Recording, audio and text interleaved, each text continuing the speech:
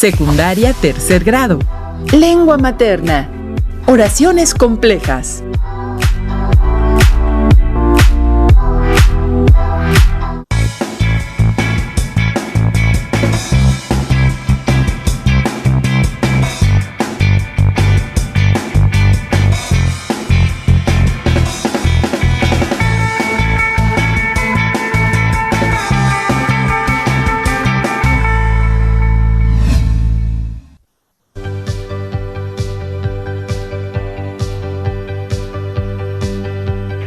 Sean bienvenidos alumnas y alumnos de tercer grado de secundaria a otra emisión de la estrategia Aprende en Casa 3. Me da mucho gusto que nos encontremos una vez más. Mi nombre es Alberto Ábrego y estoy aquí para compartir con ustedes los contenidos relacionados con la asignatura de lengua materna. Juntos tendremos la oportunidad de revisar información y desarrollar algunas actividades para que podamos seguir aprendiendo. Estos recursos le ayudarán a continuar con su aprendizaje. Saludo y agradezco a la maestra Brittany Álvarez por aceptar compartir con nosotros el desarrollo de esta sesión. Gracias, maestro Alberto. Es un gusto estar contigo y con los alumnos de tercer grado en esta sesión de lengua materna titulada Oraciones complejas. A la distancia, pero trabajando en equipo, ustedes y nosotros revisaremos información para utilizar la puntuación en oraciones complejas. Esto como parte del propósito que se sigue al describir los procesos observados y presentarlos de manera organizada. Antes de iniciar, les recomendamos que es indispensable atender a las recomendaciones sanitarias. Continuemos cuidándonos. No olvidemos que hay que lavar frecuentemente nuestras manos con abundante jabón y agua. En caso de tener que salir de casa, usemos el cubrebocas adecuadamente, de forma que cubra nariz y boca. Y al reunirnos con otras personas, mantengamos la sana distancia. Nuestra salud es primero. No bajemos la guardia. Si te cuidas tú, nos cuidamos todos. Además, algo muy importante. ¿Ya hicieron hoy algo de activación física? Tengan presente que si hacemos ejercicio, vamos a sentirnos mucho mejor. Para esta sesión de oraciones complejas, les pido tengan listos los materiales que vamos a necesitar y que ustedes ya conocen muy bien. Su cuaderno, bolígrafo o lápiz y su libro de texto. Les sugerimos que en la medida de lo posible tomen notas, registren todas aquellas dudas, inquietudes o dificultades que vayan surgiendo durante el desarrollo de la sesión. No se permitan quedarse con ellas. Para resolverlas, les propongo que consulten su libro de texto, soliciten el apoyo de su maestra o maestro y reflexionen en torno a los retos que aquí les propondremos. Para dar inicio, quiero que reflexionen sobre lo siguiente. ¿Se imaginan que tuvieran que escribir un texto sin espacios ni puntuación? ¿Cómo le harían para leerlo? Pues en un texto como los que leemos actualmente, eso resulta casi impensable. Sería un amasijo de letras y tratar de interpretarlo sería complicado. Sin embargo, los textos antiguos se escribían sin puntuación y sin espacios. Así es, la historia de la puntuación y cómo se desarrolló en los textos que leemos es apasionante. Por ejemplo, los distintos signos de puntuación se desarrollaron a lo largo de muchos siglos, pero su uso se estabilizó con la invención de la imprenta. Conviene recordar que la puntuación era labor de los impresores, no de los autores. O sea, al revés de lo que pasa actualmente. Digamos que en parte. Es decir, ahora cuando tú, nuestros alumnos o yo escribimos un texto, se espera que sepamos puntuarlo, pero hay casos ambiguos. Por ejemplo, ¿tú estás seguro de cuándo puedes intercambiar un punto y coma por 2 puntos? Ni lo menciones. Incluso, yo dudo en ocasiones si conviene más escribir 2 puntos o punto y coma. ¿No te pasa lo mismo, maestra Brittany, cuando debes elegir entre un punto y seguido y un punto y coma? Claro, eso se debe a que la puntuación ha evolucionado con el tiempo. Sus formas de uso son flexibles porque se han ido modificando a lo largo de la historia. A ver, maestra, ¿la puntuación ¿no depende de reglas inamovibles y precisas? Si existieran reglas fijas, no dudaríamos ni habría ambigüedades al momento de elegir uno u otro signo de puntuación. Digamos que la puntuación depende de convenciones, es decir, hay casos en los que es necesario usar algún signo específico y otros en los que se abre la posibilidad de elegir entre varias opciones. ¿Y por qué es tan importante conocer esas convenciones que determinan la puntuación? Porque de esas convenciones depende la claridad y la coherencia de un escrito. Si queremos redactar la descripción de un experimento científico, por ejemplo, necesitamos organizar las ideas para transmitirlas de la mejor forma posible. En los informes de experimentos científicos, así como en otros textos académicos de tipo informativo o argumentativo, aparecen explicaciones que funcionan como estrategias discursivas que facilitan la comprensión del escrito. En el diccionario de la lengua española se define el verbo explicar de la siguiente manera: declarar o exponer cualquier materia, doctrina o texto difícil con palabras muy claras para que se haga más perceptible. La explicación entonces es una estrategia discursiva que tiene como propósito facilitar la comprensión de algo. A veces, la explicación es lo más importante en un texto que, por eso mismo, se denomina explicativo. Y otras es solo una parte de un texto que tiene una función más amplia, como en el caso de los informes.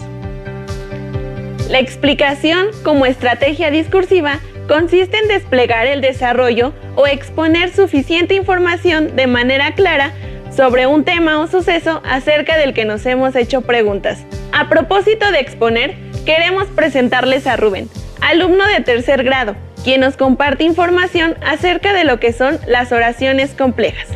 ¡Corre video! ¿Qué tal, compañeras y compañeros? Soy Rubén y quiero compartir con ustedes una breve explicación de qué son y cuáles son las oraciones complejas. Para ello, me apoyaré de un organizador gráfico, específicamente un cuadro sinóptico. Iniciaré por comentarles que a las oraciones complejas también se les llama oraciones compuestas. Dentro de sus características encontramos que contienen más de un predicado, están formadas por dos o más oraciones simples, se unen por un tipo de enlace o nexo y nos brindan más información que las oraciones simples. Obviamente, el uso de estas oraciones tiene un propósito, y este es dar distintos tipos de relaciones de significados entre los predicados o las oraciones simples que los conforman. Ahora bien, las oraciones complejas pueden ser de tres tipos: las coordinadas, las subordinadas y las yuxtapuestas. Iniciemos por las coordinadas. Aquí las oraciones son independientes y pueden funcionar de forma separada. Estas se clasifican en consecutivas, disyuntivas, copulativas, adversativas y distributivas. Después tenemos las subordinadas. Como su nombre lo indica, se da una relación de subordinación entre ellas, es decir, una depende de la otra, y se clasifican en adjetivas, sustantivas y adverbiales. Finalmente están las yuxtapuestas. Aquí los predicados u oraciones se unen por medios de signos de puntuación. Cada signo de puntuación posee sus propias reglas de uso y crea una determinada relación de significado entre ambas oraciones unidas. Y dicha unión puede ser por coma, por dos puntos o por punto y coma. Espero haya sido claro. Hasta luego. Sigamos aprendiendo en casa. Muy bien, muchas gracias. Y aprovechando, le pedimos a Rubén que nos facilitara su cuadro sinóptico para poder consultarlo. Rubén nos habló en su exposición sobre las oraciones complejas o compuestas. Una oración compuesta puede tener uno, dos o más sujetos, pero debe contar con dos o más verbos conjugados o no. Ahora bien, recordemos que el uso de los signos de puntuación es importante para dar coherencia a un escrito. La coherencia es la propiedad de los textos que se refleja en el orden y manera de exponer las ideas para hacerlas comprensibles. El punto y aparte, por ejemplo, se usa para indicar un cambio de párrafo. Por lo tanto, determina el final de una idea central y el inicio de otra. El punto y seguido se usa para separar dos ideas que se encuentran relacionadas. La coma y el punto y coma nos ayudan a separar los elementos que se enumeran en un listado. Como se aprecia, los signos de puntuación nos permiten relacionar y entender mejor las ideas que deseamos comunicar. En el caso específico de los signos de puntuación que se usan para separar una oración compleja de otra, estos son la coma, el punto y seguido, el punto y coma. Les propongo que me ayuden a desarrollar algunos ejemplos para que nos resulte más clara la idea. Allá en casa, les sugiero que vayan tomando nota de los ejemplos que analizaremos. Imaginemos que estamos trabajando en un experimento para observar la oxidación. Una de las notas que tenemos es: el metal se oxidó, luego el ácido es corrosivo. Maestra Brittany, ¿qué tipo de oración es y qué signo de puntuación debemos colocar? Bien, definitivamente son oraciones coordinadas, que indican una consecuencia. Antes se solían denominar consecutivas, como lo vimos en el cuadro, aunque recientemente se les denomina hilativas, sin H. Esto lo podemos identificar porque son dos oraciones simples. La primera es: el metal se oxidó. La segunda es: el ácido es corrosivo. Hay que aclarar que están unidas por un nexo que es luego, mismo que significa por lo tanto. Antes y después del nexo se coloca una coma. Al incorporar los signos de puntuación, la oración debe quedar así: el metal se oxidó, coma, luego, coma, el ácido es corrosivo. ¡Excelente! Te pido apoyo con otro ejemplo y recuerden de hacerlo allá en casa. Sobre la oración: si el metal se calienta, entonces se dilata. ¿Qué nos podrías decir? Estas son subordinadas. Para ser más precisa, son condicionales. Lo notamos por el uso del nexo condicional si. La oración 1 es: si el metal se calienta, y la segunda: se dilata. En este caso es muy notorio el que ambas comparten el mismo sujeto, que es el metal. Las oraciones se separan por una coma, pero en este caso, antes y después del conector consecutivo, entonces, colocamos una coma, puesto que este enlace no forma parte de ninguna de las dos oraciones, sino que las vincula, por lo que debe quedar así: si el metal se calienta, coma, entonces, coma, se dilata. Muy bien. Muchas gracias, maestra Brittany. Apóyanos, por favor, con una más. La oración dice: el líquido del tubo de ensayo al que se le agregaron gotas de limón reaccionó tomando un color rojo. ¿Cuál es tu análisis? Aquí también tenemos dos oraciones subordinadas, que requieren de una oración principal, de la que depende el sentido completo de la oración compuesta. La oración principal es: el líquido del tubo de ensayo reaccionó. Las oraciones subordinadas, como vemos, pueden insertarse en medio de una principal, como ocurre con la oración al que se le agregaron gotas de limón. Si ponemos atención, la oración principal es muy clara y puede comprenderse por sí sola, lo cual no ocurre con la subordinada, que de manera aislada carece de significado preciso. Esta clase de oración subordinada debe colocarse entre dos comas, entre dos segmentos de la principal. Esa oración subordinada nos brinda más información, es decir, complementa o enriquece. Después de agregar los signos de puntuación, debe quedar así: el líquido de tubo de ensayo, coma, al que se le agregaron gotas de limón, coma, reaccionó tomando un color rojo. Cabe señalar que tomando un color rojo es otra oración subordinada, aunque en este caso no requiere de ningún signo de puntuación para separarla. Es decir, el hecho de que una oración sea subordinada no implica que forzosamente se deba separar de la principal por medio de un signo de puntuación. Me parece muy claro el ejemplo. Vamos a ver uno más. El ejercicio dice: el metal se calentó, el cobre se oxidó, el aluminio se redujo. Estas son oraciones yuxtapuestas.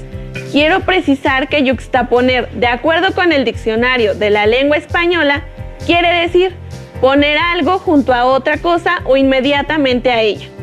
En este ejemplo se trata de 3 oraciones simples, una junto a otra. Aquí no se utilizan nexos, sino que mediante signos de puntuación se marca la unión y al mismo tiempo la división. La oración 1 es: el metal se calentó. La número 2, el cobre se oxidó. La número 3, el aluminio se redujo. En este caso recurriremos al punto y coma para hacer esa unión y división. El ejemplo queda: el metal se calentó, punto y coma. El cobre se oxidó, punto y coma. El aluminio se redujo. Muy bien, muchas gracias por su apoyo, maestra. Quiero agregar que quizá las alumnas y alumnos escuchen que una oración compleja tiene 2 o más proposiciones. Una proposición es cada una de las secuencias de sujeto y predicado que forman la oración compuesta. Otros autores, en vez de llamar proposiciones a estas secuencias, simplemente hablan de oraciones que se enlazan para formar una oración compleja. Y reiterando, la relación que se establece entre las proposiciones que forman la oración compuesta pueden ser de coordinación, subordinación o yuxtaposición. La maestra Brittany trae una serie de ejercicios para practicar el uso de los signos de puntuación en las oraciones complejas o compuestas. Pongamos mucha atención y no olviden tomar nota, pues independientemente que estamos trabajando con informes de experimentos científicos, podemos encontrar las oraciones compuestas en cualquier tipo de texto. El uso convencional de signos de puntuación no cambia en ninguno de los casos.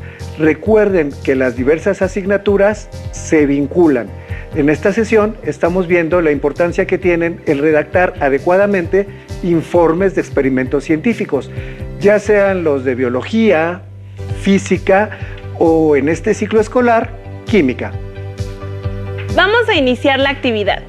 La dinámica consiste en repasar el uso de los signos de puntuación en las oraciones complejas. Jugaremos memoria, pero nuestro juego es especial, pues tendremos que encontrar tríos. Voltearemos 3 cartas para ver si están relacionados tanto las características como los signos. A ver, inicio yo. Separa enunciados en un mismo párrafo.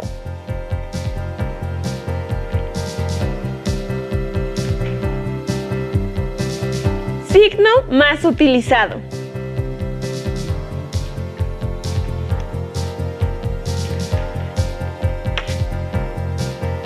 Separa palabras que tienen relación.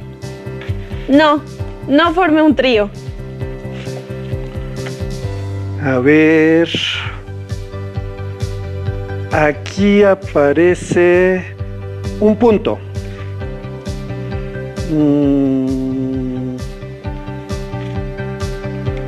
Separa palabras que tienen relación.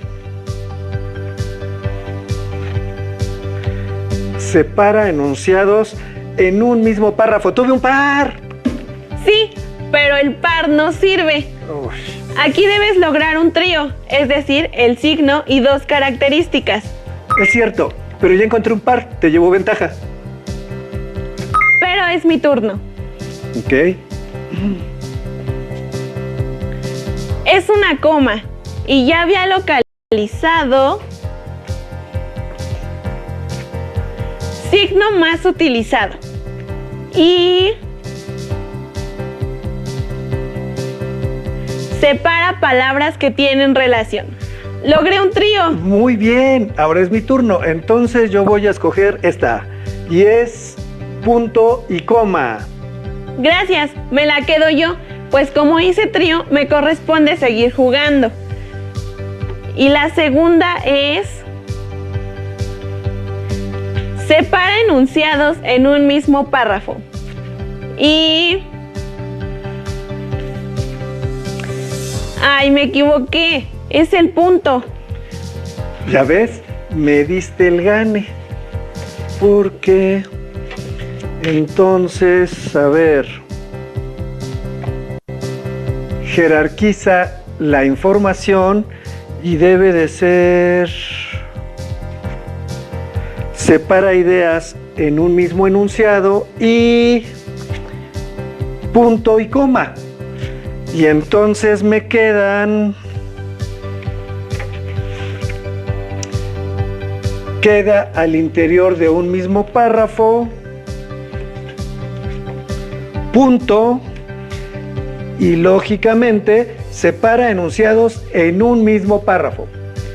La suerte estuvo de tu lado, pero lo importante es que nos divertimos y repasamos.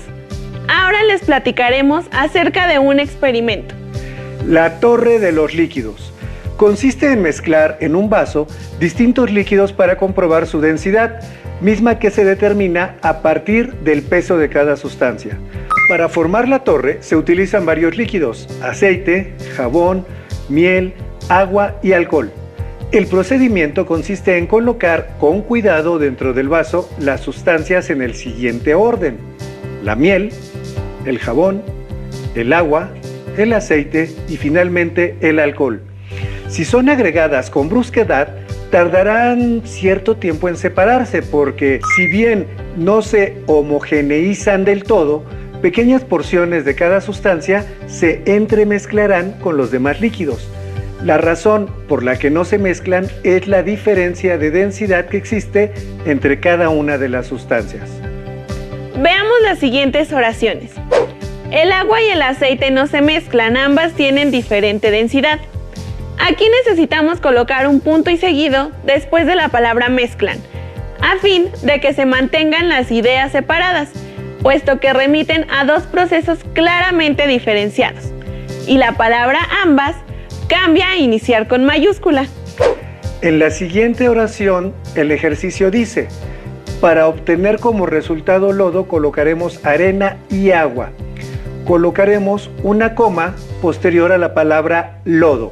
La razón es que estamos poniendo una oración que inicia con para, lo cual la focaliza. Para indicar esa focalización, usamos coma. Un ejemplo más. El agua pasa del estado sólido a líquido, se aumenta la temperatura en ella. Entre este par de oraciones, después de la palabra líquido, necesitamos colocar un punto y coma, el cual servirá como la conexión entre ambas, puesto que las dos oraciones comparten el mismo sujeto. Esperamos que estas actividades, además de resultar divertidas, les ayuden a dominar los signos de puntuación que se utilizan en las oraciones complejas. Las oraciones complejas, como lo estamos observando, se componen de dos o más oraciones simples. Si estamos realizando un experimento científico y debo escribir lo que estoy observando, me puedo valer de ellas. Si en el experimento, por ejemplo, vamos a hablar acerca de la velocidad que adquiere la clorofila al desplazarse a través de otro líquido, podemos redactar una suposición de la siguiente manera. Para esta investigación se plantea una hipótesis, punto y coma. La molécula de clorofila viaja más rápido en alcohol que en agua. Muy bien, aunque este es uno de esos puntos ambiguos donde en vez de punto y coma, podríamos usar dos puntos sin alterar el sentido de la oración.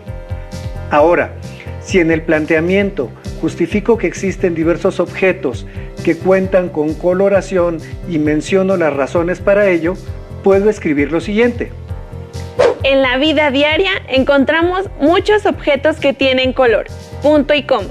Esto se debe a la presencia de sustancias químicas llamadas pigmentos y colorantes. ¿Se dieron cuenta? Aquí también podríamos haber puesto punto en vez de punto y coma. Ambas opciones son válidas. Las oraciones complejas, al estar constituidas por un conjunto de oraciones simples, poseen las siguientes características. Están formadas por más de un predicado, por lo tanto tienen dos o más verbos conjugados en forma personal. Las oraciones se unen por nexos, como locuciones, conjunciones, preposiciones u otras palabras que enlazan ambas oraciones. Poseen un sujeto y varios predicados que remiten al mismo sujeto, o bien más de un sujeto y más de un predicado. Antes de concluir, quiero agradecer a la maestra Brittany el haber estado con nosotros en esta sesión. Un gusto colaborar y apoyar a las alumnas y alumnos de tercer grado de secundaria para que puedan avanzar en el ciclo escolar y salvaguarden su salud quedándose en casa. Disfruté mucho esta sesión, en la que compartimos experiencias y trabajamos juntos para seguir aprendiendo en casa. Les sugiero que para reafirmar lo que vimos en esta sesión, localicen en su libro de texto El aprendizaje esperado, describe los procesos observados y los presenta de manera organizada. Lo anterior para que cuenten con más elementos y podamos utilizar la puntuación en oraciones complejas. Llegó el momento de despedirnos de ustedes, pero antes de hacerlo, ya lo esperan, claro. Pues sí, les tenemos un reto. Retomen algún informe de experimento científico que hayan elaborado e identifiquen los diferentes tipos de oraciones complejas que utilizaron: coordinada, subordinada y yuxtapuesta. Verifiquen el uso de los signos de puntuación de manera que la descripción del proceso sea clara. Así como en el último ejercicio, marquen con un color las comas, con otro los puntos y coma y con uno más los puntos y seguido. ¡Listo! Muchas gracias por su atención. Les invitamos a que continúen aprendiendo y, por supuesto, pongan todo el empeño en este ciclo escolar. Agradezco a la maestra Brittany por compartir sus conocimientos y acompañarnos en esta sesión. También agradezco a este maravilloso equipo que hace posible que lleguemos hasta ustedes allá en sus pantallas. Por esta ocasión hemos terminado, pero aún nos queda mucho por aprender juntos. Somos Brittany Álvarez y Alberto Ábrego. Espero encontrarnos nuevamente muy pronto aquí en Aprende en Casa 3. ¡Hasta pronto!